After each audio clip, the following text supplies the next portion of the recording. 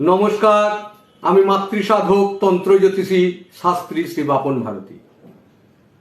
কাঁটা নোটের শিকড় মুখে রেখে কারোর সঙ্গে কথা বললে অচিরেই সে আপনার বশীভূত হয়ে যাবে, আপনার কথায় মোহিত হয়ে যাবে।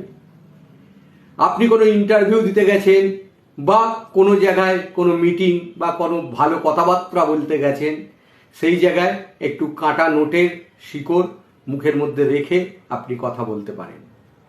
এছাড়াও গরুর গোবর, পদ্মপাতার রস এবং রক্তচন্দন, এই তিনটে জিনিসকে একসঙ্গে মিশিয়ে কপালে টিপ পড়লে সেই ব্যক্তি সকলের প্রিয় পাত্র হয়ে উঠতে পারে এবং সকলেই তার উপর মোহিত হয়ে যেতে পারে।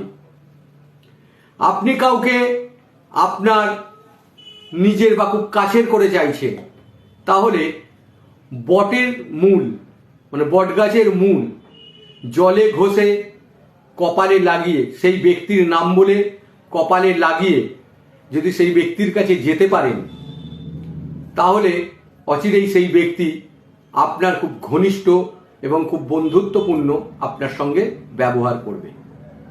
নমস্কার।